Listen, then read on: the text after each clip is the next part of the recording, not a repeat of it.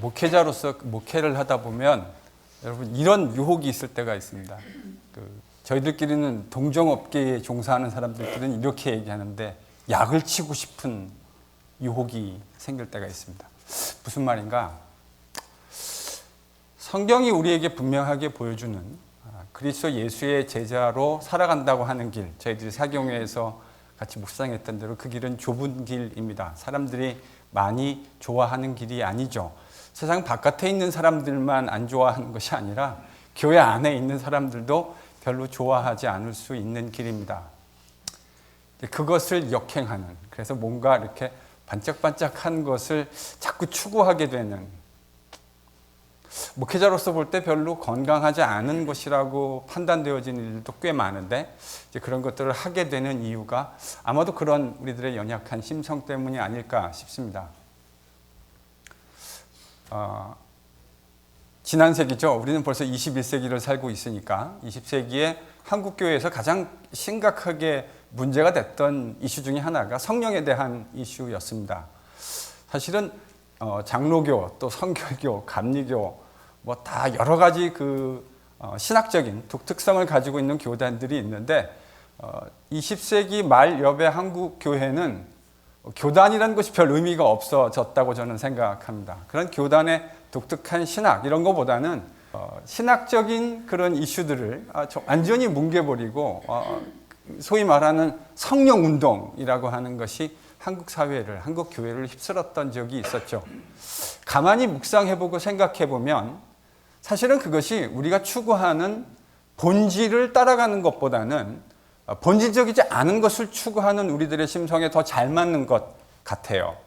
여러분 성경을 보시면 성령의 사역은 크게 두 가지로 대별될 수 있지 않을까 싶습니다. 성령의 은사라고 하는 부분과 성령의 열매라고 하는 부분이겠죠.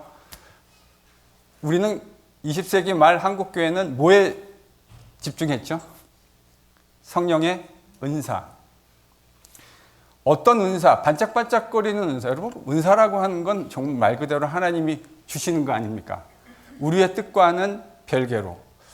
방언의 은사를 받고 싶은 사람들이 있는데 여전히 방언을 못 하시는 분들도 있습니다. 하나님께서 주시는 은사라고 하는 건 하나님의 정말 주권적인 사역입니다. 그래서 그것을 받았다고 해서 내가 더 신앙이 우월한 것도 아니고 덜 받았다고 해서 내가 더 열등한 신앙인이라고 하는 것도 사실은 아니죠. 그런데 그 은사라고 하는 것은 되게 반짝반짝하게 보이지 않습니까? 받지 않은 사람에 비해서 받은 사람이 뭔가 더 그럴듯해 보이게 만들거든요. 가만히 생각해 보시면 저희들이 묵상하고 있는 고린도 교회, 저희들이 이제 10장, 11장 이렇게 넘어가면 고린도 교회의 은사 문제가 나오게 될 텐데요. 고린도 교회는 은사를 참 많이 받은 교회였습니다. 그런데 이 교회는 진짜 문제가 많은 교회였어요. 왜 그렇죠? 은사에 집중했고 진짜 성령의 열매에는 천착하지 않았기 때문입니다. 성령의 열매란 하나님의 말씀을 가지고 우리 주님과 더불어 교제하는 사람의 인격, 그리고 그 교회 가운데 나타나는 특징을 가지고 있습니다. 그러니까 여러분, 우리가 은사라고 하는 것도 무시하지 말아야 되겠지만 사실은 보다 더 신경 써야 할 것은 은사가 아니라 어디다 강조점을 두어야 할까요? 열매입니다. 긴 말하면 입 아파집니다. 성령이 강조하는 것, 신약 성경이 강조하는 것은 은사에 대한 강조점이 아니라 열매의 강조점이 있습니다. 당장 고린도 교회는 은사는 엄청나게 많이 받았는데 얼마나 많은 골칫거리가 교회 안에 있었습니까? 저희들이 하나님의 말씀으로 주님과 성령과 함께 교제하는 그 과정을 통해서 성령의 열매가 미쳐져야 될 줄로 믿습니다. 여러분, 그게 우리가 추구해야 할 진짜 신앙이에요. 그렇기 때문에 비가 오나 바람이 부나 뭘 해야 되는 거죠? 하나님의 말씀을 잘 배워서 마음속에 깊이, 마음고 깊은 곳에 신비에 새기는 이 과정이 지난하고 고단하게 보이는 과정일지 모르지만 여러분 그 안에서 참 기쁨과 참 진리를 발견하는 그런 일들이 일어나야 할 줄로 믿습니다. 뭐 하자는 거죠? 말씀 공부 열심히 하자는 겁니다. 자, 오늘 본문 고린도전서 8장, 이제 드디어 8장으로 이제 넘어옵니다. 8장 1절에서 13절까지 말씀입니다. 여러분, 지금 저희들이 읽은 8장 전체의 구조를 나눈다면 아마 이 정도로 그 문맥을 좀 나눠볼 수 있을 것 같아요. 1절에서 3절까지는 지금 고린도 교회에서 이슈가 되고 있는 그 내용과 그것에 대한 바울이 말하려고 하는 원리가 서술되어져 있고요. 4절부터 6절까지는 소위 이른바 고린도 교회 안에 있는 믿음이 강한 자들에 대한 이야기. 7절에는 반대로, 물론 이제 4절, 6절에는 믿음이 강한 자들이라는 용어는 등장하지 않습니다. 왜 이렇게 표현을 했냐면 7절에 믿음이 약한 자들이라는 표현이 등장하거든요. 그러니까 이제 이거의 대척점에 대응하고 있는 곳의 개념이니까 이제 믿음이 강한 자들, 이렇게 제가 제목을 한번 잡아봤고요. 9절에서 11절은 이제 바울이 이야기하고 있는 그 원리에 대한 구체적인 설명, 그리고 이제 마지막 13절은 그것을 적용하는 바울의 개인적인 적용, 이렇게 이제 본문을 좀 크게 큰 그림을 좀 잡아볼 수 있을 것 같습니다. 제가 청년부 사역을 좀 오래 했어요. 제 사역에 있어서 사실은 가장 오랜 기간 사역했던 부서를 얘기한다면 저는 청년부였다고 생각합니다. 청년들이 모인 집회에 가서 말씀을 전하다 보면 이제 중간중간에 수련회 이런 거에 보면 막간 밥 먹고 교제하고 이런 시간들이 있잖아요. 그리고 또 강사 목사님하고 이야기하는 시간 이런 것들이 있는데 청년들하고 이야기하면 꼭 불문율처럼 다루게 되는 주제가 뭐냐면 뭔지 아세요?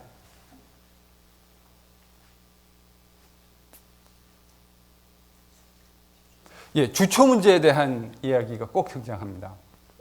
아마도 그 얘기는 실제로 한국 교회에 내려오고 있는 전통과 또 실제적으로 성도들 사이에서, 젊은 청년들 사이에서 프랙티스 사이에 어떤 일종의 괴리감이 있겠다. 아마 이런 내용일 것 같아요.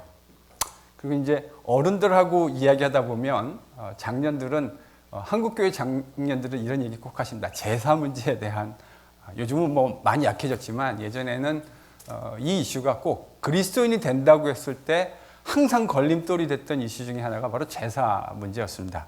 특별히 종갓집, 이런 종갓집의 장손, 이런 사람들은 이 예수를 믿는다는 것이 한국 유교적인 문화권 안에서 제사와 아주 민감한 문제점들을 야기시켰던 것 기억합니다.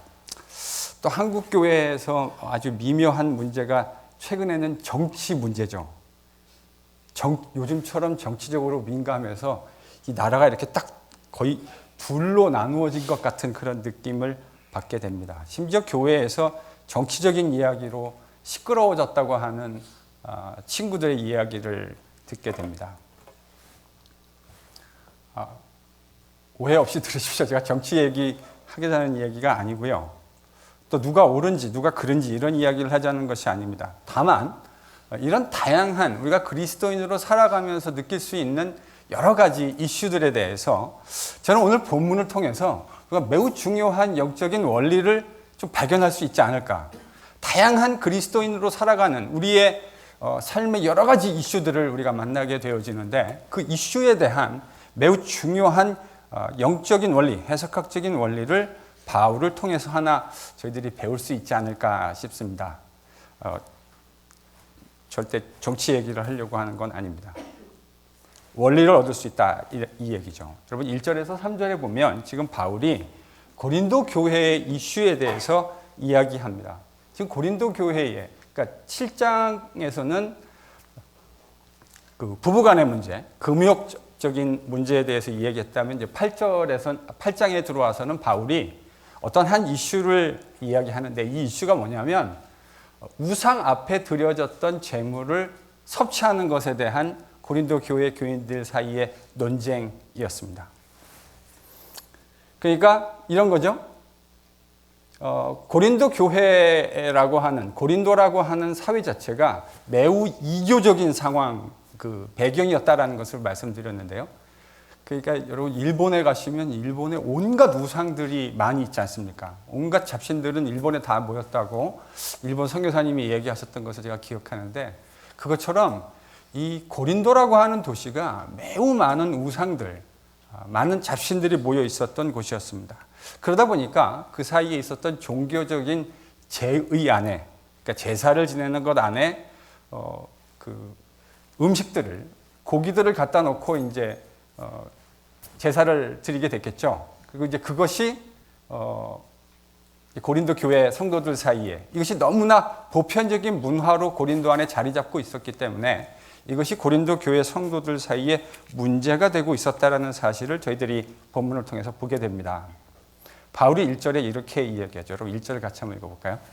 자, 1절을 보면 우상의 제물에 대하여다. 이제 바울이 쓴 표현을 하면 아마 이제 7장에서도 그랬고 뭐뭐에 대하여는 고린도 교회가 바울에게 공식적으로 어떤 편지를 통해서 서한을 통해서 질문한 내용 같아요. 그래서 바울이 이제 그것을 하나하나 무엇에 대하여는 이렇게 이제 설명해 가고 있습니다. 우상 제물에 대하여라고 바울이 말해 놓고 그 뒤에서 바울의 얘기가 뭐와 뭐로 집중되고 있냐면 지식과 사랑이라고 하는 주제로 이렇게 포커스가 맞춰지고 있는 것을 저희들이 보게 됩니다. 아니 우상 제물에 대해서 이야기한다 해놓고 바울이 지금 지식과 사랑에 대해서 이야기해요. 여러분들 1절을 잘 보시면 이 지식과 사랑이라고 하는 것이 큰 대척점에 있는 것처럼 이렇게 바울이 이야기하고 있잖아요. 그렇죠? 그러니까 문법적으로 그렇습니다. 지식은 그렇고 but 사랑은 어떻다. 바울이 지금 이렇게 얘기하고 있거든요. A but B 이런 식으로 지금 얘기하고 있는 거거든요. 근데 우리가 알고 있는 것처럼 여러분 지식의 대척점에는 사랑이 있는 게 아니잖아요. 지식의 반대편에는 뭐가 있어야 되는 겁니까? 무식 내지는 무지. 이게 있어야 되는 거잖아요. 근데 바울은 지금 지식에 대한 마치 대척점으로 사랑이 위치해 있는 것처럼 이야기하고 있다고요. 이것은 바울이 우상 제물을 먹는 문제에 대해서 바울이 어떤 시각을 가지고 있는지 그의 해석학적인 렌즈를 보여주는, 그러니까 이 고린도 교회 안에 있는 이 문제를 바라보고 이것을 해결하는 사도 바울의 해석학적인 렌즈가 무엇인지를 우리에게 분명하게 설명하고 있습니다. 사실 저희들이 지금 8장부터 고린도전서 8장으로 넘어왔는데 8장, 9장, 10장, 11장 이 4장은 주제가 달라요. 다른 주제들이 열거되고 있는데 사실은 이 8장에서 11장을 관통하는 원리를 바울이 지금 8장 1절에서 설명한 겁니다. 지식이 아니라 뭐라고요? 사랑.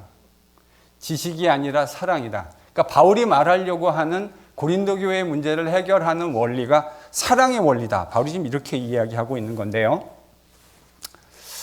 즉 8장에서만 이 원리가 적용되는 것이 아니고요. 9장, 10장, 11장까지 바울이 앞으로 이야기할 4장 속에서 8장 1절에 사랑의 원리가 적용된다는 사실을 저희들이 좀 기억할 필요가 있습니다. 자, 아까 제가 그렇게 말했죠. 지식과 사랑이라는 게 원래 대칭어가 아니잖아요. 지식에는 무지 혹은 무식 이게 이제 대칭어인데 바울이 지금 마치 지식과 사랑을 대칭어처럼 사용하고 있습니다. 바울이 뭐라 그랬냐면 지식은 어떻게 한대요? 지식은 교만하게 한다. 사랑은요? 덕을 세운다. 사실 바울이 지금 이 고린도전서 8장 1절에서 사용한 단어를 직역하면 좀 더 재미있어요. 저희 성경은 이제 개역개정은 이게 다소 지금 의역이거든요. 지식은 교만하게 하고 사랑은 덕을 세운다. 그럼 바울이 한 말을 직역하면 어떻게 번역할 수가 있을까? 바울은 이렇게 표현했습니다. 지식은 부풀어 오르게 하고. 뭐가 부풀어 오른다는 의미일까요?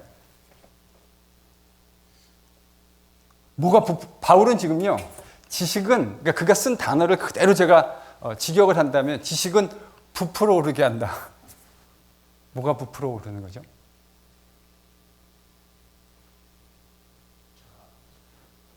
자아, 혹은 우리의 마음, 이런 것들이 부풀어 오르게 하는 거죠.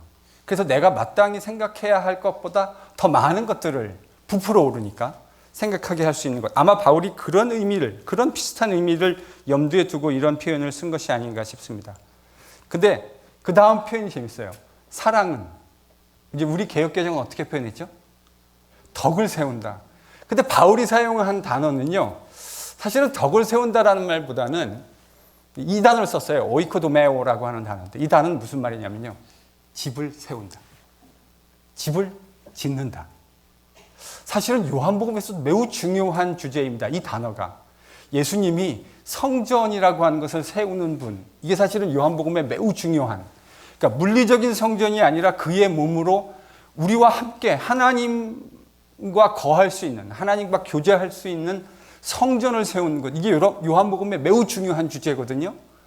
근데 바울이 뭐라 했냐면, 지식은 부풀어 오르게 하고 사랑은 집을 세운다.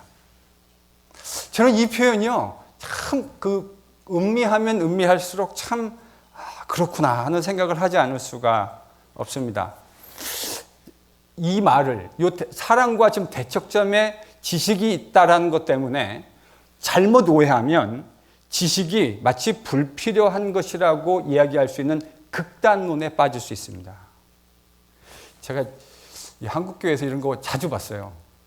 뭐를 강조하니까 덜 강조되는 것은 마치 필요가 없는 것인 양 얘기하시는 분들이 종종 있으시더라고요. 지금 바울은요, 지식이 필요 없다라고 하는 극단론을 펴고 있는 것이 아닙니다. 도리어 문맥을 잘 읽으면, 여러분 그 뒤에 문맥을 보면 바울이 그 지식이 얼마나 중요한 것인가를 뒷문맥에서 이야기하고 있어요. 지식은 불필요하고 필요 없는 것이 아닙니다.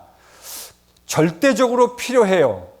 그러나 그 지식이라고 하는 것이 제대로 교회 안에서 작동하려면 뭐라는 그릇 안에 담겨 있어야 한다고 바울이 말하는 겁니까? 사랑이라고 하는 그릇 안에, 용기 안에 그 지식이 담겨 있어야 된다. 저는 이게 바울이 말하려고 하는 이야기의 본질이라고 생각해요.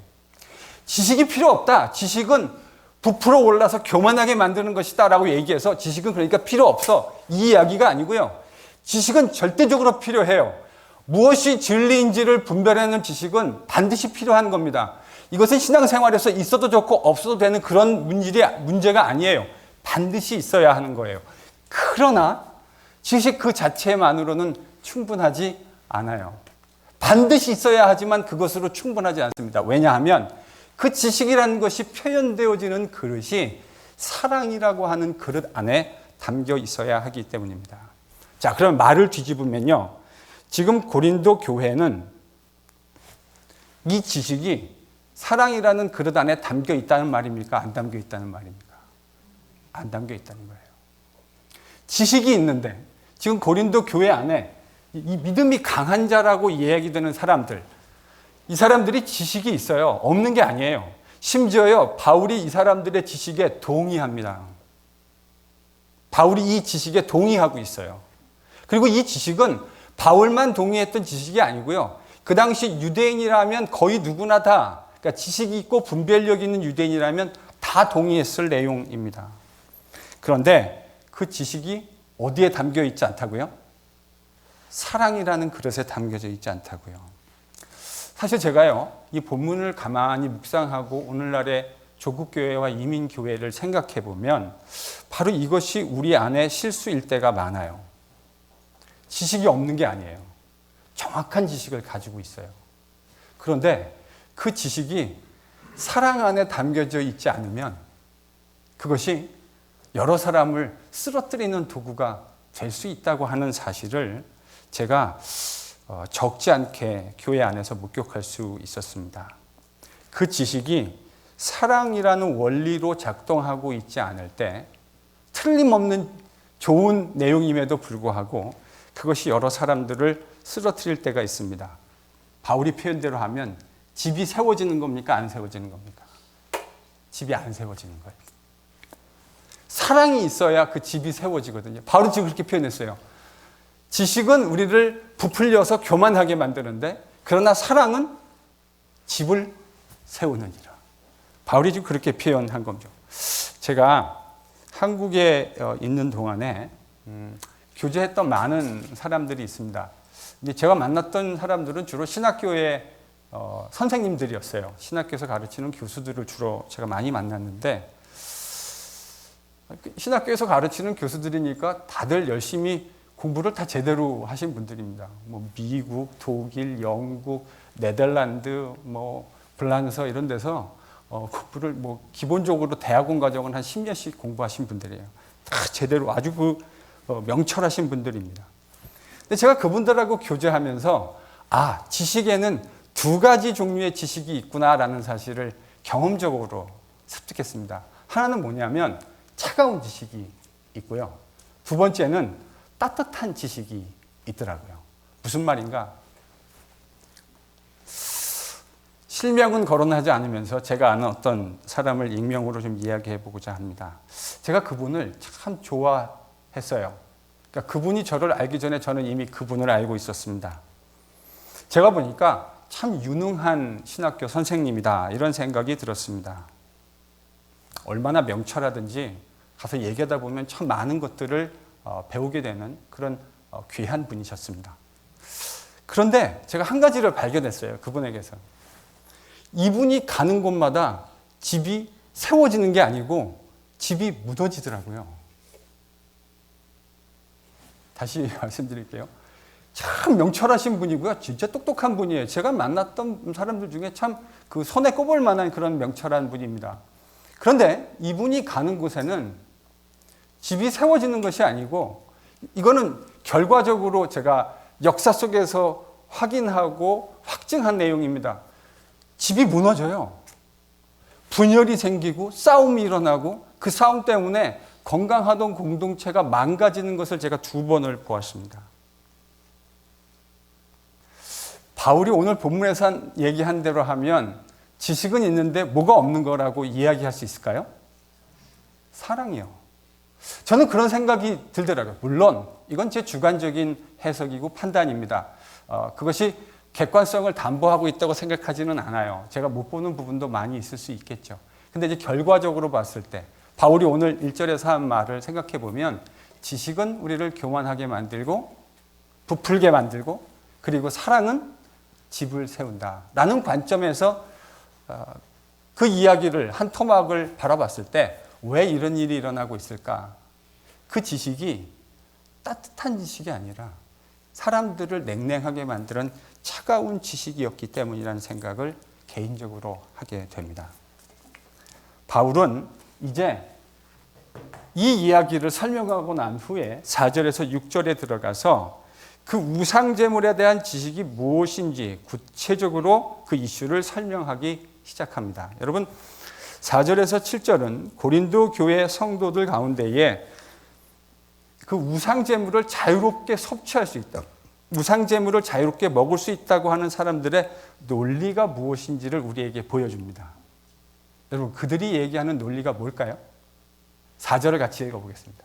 지금 여러분 4절은 고린도 교회 성도들 가운데 우상제물 먹는 것에 전혀 거리낌이 없는 사람들이 하고 있는 그 말의 논리가 뭔지를 우리에게 보여주고 있습니다. 그 4절을 잘 보면 소위 말하는 고린도 교회에 지금 우상제물을 거리낌 없이 먹는 사람들이 무슨 이야기를 하면서 또 어떤 논리에 근거해서 그와 같은 이야기를 하고 있는지 저희들이 볼 수 있어요. 여러분 그들이 뭐라고 지금 이해하고 있습니까? 예? 우상은 사실은 아무것도 아니다. 여러분 사실 우상이 그런 거 아닙니까? 우상은 실제로 존재하는 게 아니에요. 그렇죠? 우상은 실제로 존재하는 것이 아니라 우리의 탐욕이 만들어낸 허상입니다. 실제로 우상이 무슨 능력이 있고 숨을 쉴 수 있는 게 아니잖아요. 우상은 아무것도 아니에요. 허상이에요. 그렇기 때문에 그 사람들이 뭐라고 얘기하는 거죠? 그렇기 때문에 그 허상 앞에 바쳐진 게 무슨 의미가 있겠느냐? 이게 지금 우상 앞에 드려졌던 그 재물을 거리낌 없이 먹었던 사람들이 말하고 있었던 논리입니다. 여러분 이 논리가 맞는 논리입니까? 틀린 논리입니까? 네? 맞죠? 정확하게 맞죠? 아니, 여러분 우상은 아무것도 아니에요. 우상은 실제로 존재하는 것도 아니고 우리의 탐욕이 때로는 우리의 두려움이 만들어낸 허상에 불과해요. 여러분 이게 지금 고린도 교회 사람들만 이렇게 생각하고 있었던 게 아니고요. 바울도 똑같이 생각하고 있어요. 어떻게 할 수 있냐? 여러분, 기독교 외경 문서들을 보면 수많은 여러 외경 문서들이 있는데요. 정확하게 이것과 똑같은 우상에 대해서 유대인들이 어떤 사고를 가지고 있었는지를 보여주는 매우 많은 문헌적 증거들이 있습니다. 유대인들은 이렇게 생각했어요. 우상은 아무것도 아니다. 그것은 허상이다. 오로지 하나님 한 분만이 천지의 창조주이시며 우리를 구속하실 유일한 신이시다. 여러분, 이게 유대인들이, 바울을 비롯한 유대인들이 가지고 있었던 사고입니다. 근데 지금 고린도 교회에 믿음이 강하다고 표현되어지는 사람들이 바로 이 이해를 가지고 있는 거예요. 맞습니까? 틀립니까? 맞잖아요. 그러니까 그 앞에 들어졌던, 그 허상 앞에 들어졌던 재물, 그거 먹는 게 뭐 그리 대수냐? 지금 이렇게 이야기하고 있는 거라고요. 자, 그러면 문제는 뭘까? 여러분, 7절입니다. 7절에 지금 바울이 생각하는 문제의 핵심이 여기 있어요. 자, 7절 같이 읽습니다. 자, 문제는 뭐죠? 이 지식을 모든 사람들이 다 가지고 있는 것이 아닙니다. 이것이 틀림없는, 그러니까 지금 믿음이 강하다고 이야기하는 사람들이 말하는 그 지식과 논리가 틀림없이 맞아요. 거기에 어떤 틀린 내용도 하나도 없어요. 맞아요. 우상은 허상이고, 그렇기 때문에 그 우상 앞에 절해졌던 재물들을 우리가 섭취한다고 하는 것이 우리의 신앙에 어떤 악영향을 미치는 것이 아니다. 그 자체로 음식일 뿐이다. 지금 이렇게 얘기하고 있는 거거든요. 바울이 그 말에 대해서 동의합니다. 그런데 문제는 그 지식을 모든 사람들이, 고린도 교회 안에 있는 모든 사람들이 다 가지고 있는 것이 아니었다고 하는 것이 문제입니다. 지식이 있는 자들은 우상 앞에 바쳐진 그 음식을 먹어도 우상 숭배라고 생각하지 않기 때문에 나는 양심에 아무런 거리낌이 없다. 이렇게 지금 말하고 있는 거고요. 그러면 믿음이 부족한 사람들에게는 이 일이 지금 어떻게 비춰지고 있죠? 여러분, 7절을 보시면 그 믿음이 부족한 사람에게는 이것이 어떻게 비춰지고 있습니까? 양심이 가책을 받아요. 내가 지금 이거 하면 안 되는, 그러니까 소위 믿음이 강하다는 사람이 하고 있는 그걸 보고 그 일을 어떻게 하다 보니까 따라하게 되어졌는데 그 일을 통해서 자신이 하고 있는 행위에 대해서 양심의 가책을 받게 되는 거죠. 그래서 저는요, 이런 생각을 해요. 똑같은 일이 어떤 사람에게는 죄가 되지 않을 수 있는데 어떤 사람에게는 죄가 될 수 있다고 생각합니다. 세상의 모든 일이 그렇다라는 건 아니지만 특정 어떤 일들이 어떤 사람에게는 전혀 죄가 되지 않을 수 있는데 어떤 사람에게는 그게 죄가 될 수 있다고요. 양심의 가책을 받으면서 그것을 행하는 경우에 그것이 죄가 될 수 있다고요. 떳떳한 양심으로 하나님 앞에서 살아갔던 것이 아니니까요. 바울은 이 이야기를 쭉 하고 난 다음에 이제 자기가 하고 싶은 이야기를, 이게 8절인데요. 8절에서 12절에서 자기가 말하는 그 사랑의 원리, 바울의 원리를 설명합니다. 여러분, 음식을 먹는 거, 먹지 않는 거, 영적 생활에 영향을 미칩니까? 고기를 먹는 사람들은 비건에 비해서 스피리추얼리 문제가 있는 사람들인가요? 반대로 고기를 못 먹는 비건들은 고기를 먹는 사람들에 비해서 열등한 그리스도인들입니까? 아니죠. 우리가 무엇을 먹느냐라고 하는 문제는 지극히 우리의 주관적인 자유 안에 주어져 있는 문제입니다. 우리의 권리입니다. 다만 기름기를 너무 많이 드시는 건 콜레스테롤을 쌓이게 할 테니까 건강에 좋지 않겠죠. 그러나 우리가 무엇을 먹느냐라고 하는 것이 어떤 윤리적인 책임을 져야 하는 행위가 아니에요. 우리가 자유로이 먹을 수 있습니다. 바울은 8절에서 이것을 권리라고 표현했어요. 그러니까 개역개정은 8절을 읽으시면 이걸 자유라고 표현했죠. 자유라고 번역했죠. 그렇죠? 근데 사실은 이 자유라는 말이 바울이 사용한 원문에서는 권리라는 의미입니다. 엑수시아, 권리예요. 우리가 자유롭게 우리가 먹을 수 있는 음식을 먹을 수 있는 권리가 있지만 바울이 말하려는 포인트는 이거 아닙니까? 그 권리가 혹 다른 사람을 걸려 넘어지게 할 수도 있다고 하는 사실을 인식해라. 여러분, 이게 지금 바울이 말하려고 하는 논리입니다. 지식이 있고 믿음이 강한 사람들은 자신의 권리와 자신들이 가지고 있는 자유만 생각해서는 안 된다고 하는 것이죠. 지금 바울이 얘기하는 논리가 그거 아닙니까? 당연히 고기를 먹을 수 있고 우상 앞에 절해진 재물, 사실은 우상 자체가 아무것도 아니기 때문에 그것을 먹는 것이 우리에게 아무런 문제를 일으킬 필요가 없다고 하는 것이 바울이 가지고 있는 논리입니다. 그것이 고린도 교회 안에 믿음이 강한 자들이 가지고 있었던 논리예요. 근데 그들은 거기서 멈춰서 있죠. 근데 바울은요, 거기서 멈춰서 있지 않고 내가 가지고 있는 그 자유를 마음껏 누릴 수 있는 권리가 나에게 있는데 그 권리가 믿음이 연약한 고린도 교회의 형제들에게 방해가 되어서는 안 된다. 그것이 믿음이 연약한 형제들에게 스탬블링 블럭이 되지 않도록 하라라고 하는 것이 사도 바울의 이야기의 핵심입니다. 그러니까 이런 거죠. 세상에서 자유라고 하는 건 늘 이런 개념 아닙니까? 뭔가를 더 할 수 있는 것. 어떤 제약을 가지지 않는 것을 세상은 우리에게 자유라고 이야기합니다. 그래서 나는 자유를 좀 가지고 싶어. 그런 속박에서 벗어나서 자유를 가지고 싶어. 그런데 지금 바울이 말하고 있는 자유는 사실은 저는 좀 더 고차원적인 자유가 아닐까 싶습니다. 얼마든지 할 수 있는데 교회 안에 있는 연약한 지체들을 배려하고 그들을 뭐 해서요? 사랑해서. 이게 핵심이에요. 그들을 사랑하기 때문에 얼마든지 내가 가지고 있는 권리이고 주장할 수 있는 권리인데 바울은 그걸 지금 주장하겠다고 얘기하는 겁니까? 아니면 주장하지 말라고 얘기하는 겁니까? 주장하지 말라고요. 누구한테요? 지금 이 이야기의 논리가 여러분 고린도 교회 안에 믿음이 약한 자를 타겟팅하고 있습니까? 아니면 믿음이 강한 자를 타겟팅하고 있습니까? 강한 자입니다. 바울은 지금 강한 자들에게 얘기하는 거예요. 너희 강한 자들, 니들의 지식이, 그래서 바울이요, 그 지식이 공유된 지식이라는 것을 표현하기 위해서 우리가 안다 이런 표현을 사용해요. 그러니까 우리가 안다라는 건 고린도 교회 안에 믿음이 강한 사람 플러스 누가 거기 포함되어 있는 거죠? 사도 바울. 우리가 그것이 우상이 허상이고 우상 앞에 드려진 제물이 아무것도 아니라는 거 안다. 그런데 고린도 교회 안에는 이거를 지금 잘 이해하지 못하는 지식이 없는 연약한 그리스도인들도 있지 않느냐. 그러니 먹을 수 있는 자유를 지금 강한 자들은 무슨 자유를 클레임하고 있는 거죠? 내가 먹고 싶은 것을 이 지식에 근거해서 먹을 수 있는 자유를 이야기하고 있다고요. 근데 바울이 이야기하는 자유는요?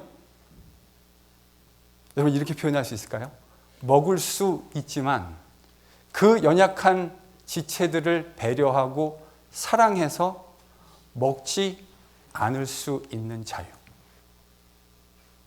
어떤 자유가 더 큰 자유죠?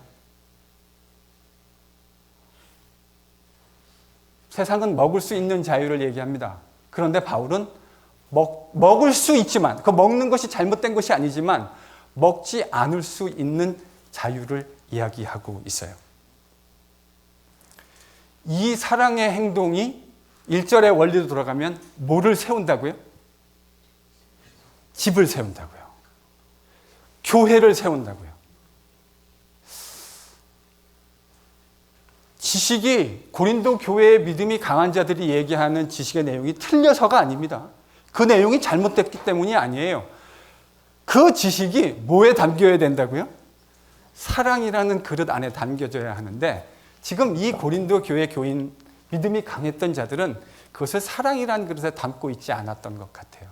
그래서 그걸 가지고 에러건트한 애리투드로 블러핑하는, 자랑하고 어떻게 저런 것도 못 먹어. 지식이 없어서 저런 거야. 지식이 있는 사람은 얼마든지 먹을 수 있는데 저 사람들 저 지식이 없어서 못 먹는 거야. 지금 이렇게 얘기하고 있었다고요. 그런데 그런 사람들 향해서 바울이 뭐라 그러냐면 너희의 그 지식이 어디에 담기라고요? 사랑. 지체를 사랑해서. 먹느냐 안 먹느냐가 우리 신앙생활에 중요한 것 아니지만 그것을 어떻게 대하느냐가 하나님의 공동체인 이 예수의 공동체를 세울 수도 있고 무너뜨릴 수도 있다고 하는 사실을 바울이 이야기하고 있는 거죠.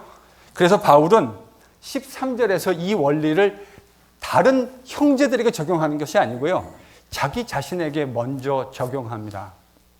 저는 이게 리더라고 생각합니다. 바울이요, 이 원리를 믿음이 강한 형제들에게 이야기해 놓고 나서 이 이야기를, 그러니까 너희들 이렇게 하라 하지 않고 바울이 어떻게 했냐면, 그래서 나는 13절 같이 읽습니다. 여러분이 제가 고기 먹는 것 때문에 실족하지 않으시기를 바랍니다. 저도 고기 참 좋아하거든요. 근데 바울의 이 말이 참 영혼을 울리지 않습니까? 내가 얼마든지 고기 먹을 권이 내게 있다. 그런데 만약에 내가 고기 먹는 그것 때문에 내 형제 중에 하나, 우리 주님 그리스도 예수께서 십자가에 달려서 그 피로 그를 구속해내서 새 창조의 피조물로 만들어낸 형제가 내가 고기 먹는 것 그 하나 때문에 만약에 실족해 하는 일이 벌어지게 된다면 바울은 뭐 하겠다는 거죠? 그 형제를 위해서 고기 먹는 것이 잘못된 것 아니지만 나는 차라리 고기 먹지 않는 편을 택하겠다. 여러분, 이게 지식이 사랑에 담길 때 나타나는 파워입니다. 세상에요, 지식이 많은 사람들은 참 많은 것 같아요. 똑똑한 사람들은 참 많은 것 같아요. 그런데 그 지식이 사랑으로 역사해서 집을 세우는 오이코도메오 하는 사람들은 많지 않은 것 같아요. 고린도 교회에서도 그랬던 것 같습니다. 그래서 사도 바울은 그런 형제들에게 지금 이렇게 얘기하고 있습니다. 마땅히 누릴 수 있는 그 권리를 기꺼이 포기해라. 네가 누리는 그 권리가 잘못된 것은 아니지만 그 권리를 과감하게 포기할 수 있어야 된다. 그래야 뭐가 세워진다는 거죠? 그래야 집이 세워진다. 지식이 있다고 하는 너희들, 믿음이 강하다고 하는 너희들이 그것을 기꺼이 내려놓을 수 있게 될 때에 비로소 집이 세워지는 거다. 여러분, 지금 바울이 이야기하고 있는 이 우상 제물 앞에 드려진 제물을 먹는 문제로 인해서 의견이 나누어져 있는 고린도 교회 성도들에게 바울이 제시하고 있는 이 원리, 제가 아까 무슨 원리라고 했냐면 사랑의 원리, 아주 뻔한 이야기인데 이 사랑의 원리가 집을 세우는, 교회를 세우는 원리라고 바울이 지금 이야기하고 있잖아요. 지금 이 성경 공부의 핵심은 그 얘기거든요. 그러니까 누릴 수 있는 권리이지만 그 누릴 수 있는 권리를 기꺼이 내려놓아라. 내려놓음으로 누릴 수 있는 더 큰 자유를 지금 바울이 이야기하고 있다고요. 근데 가만히 생각해 보면 여러분, 지금 바울이 이야기하고 있는 이 이야기가 바울이 고안해냈고 만들어낸 이야기입니까? 아니면 그가 어디서 이미 알고 있었던 이야기를 적용하고 있는 겁니까? 이럴 때 사경회 때 강사 목사님이 새벽기도 때 빌립보서 2장 5절부터 8절까지 제목은요? 딴 나라 말이라서 라틴 말이라 카르멘 크리스티, 그리스도 찬가. 어떻게 교회를 세워야 하는가, 어떻게 교회를 세우는 것이 성경적인가를 바울이 그리스도 예수의 이그젬플을 가지고 설명했잖아요. 그는 근본 하나님의 본체시나, 그는 하나님이세요. 그러나 하나님과 동등됨을 취하지 아니하시고 자기를 뭐 하셨죠? 비워 종의 형체를 가지시고. 여러분, 지금 바울이 빌립보서 2장에서 이야기하는 이 원리가 지금 바울이 고린도 8장에서 이야기하는 이 원리랑 정확하게 똑같은 원리 아닙니까? 얼마든지 누릴 수 있는 권리인데 그 권리를 사랑하는 지체들을 위해서, 우리 주님께서 십자가에 달려 핏값으로 속량 구속하신 그 형제들을 위해서 내가 그 권리를 기꺼이 내려놓겠다고 주장하고 있는 이 이야기, 바울이 누구에게서 벤치마킹한 겁니까? 우리 주님께서요. 우리 주님이 하신 거. 성경을 깊이 묵상하면 다 연결되죠. 여러분, 이 길이 무슨 길이죠? 좁은 길이고요. 이 길이 십자가의 길입니다. 그런데 이 길은 영광스러운 길입니다. 아멘? 왜요? 그 길을 걸어갈 때 뭐가 세워집니까? 집이 세워집니다. 주님의 영광스러운 집이 여러분 그때 세워지는 거예요. 내가 누리고 싶은 것, 지식의 근거에서 다 누리겠다라고 이야기하는 것, 그때 집이 세워지는 게 아니고요. 엄연히 누릴 수 있는 권리임에도 불구하고 사랑하는 지체들을 위해서 내가 그 권리를 기꺼이 내려놓겠다고 이야기하는 바로 그 사랑의 원리 안에서 여러분 집이 세워집니다. 우리 주님이 그 길을 걸어가셨고 바울도 그 길을 걸어갔고 고린도 교회 믿음이 있고 지식이 있는 자들에게 지금 그 길을 함께 걷지 않겠느냐고 이야기하고 있습니다.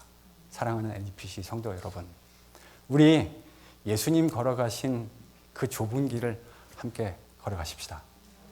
주님께서 자신의 권리를 주장하지 않으셨고 내려놓으셨던 그 정신을 우리의 마음의 신비 안에 새기십시다.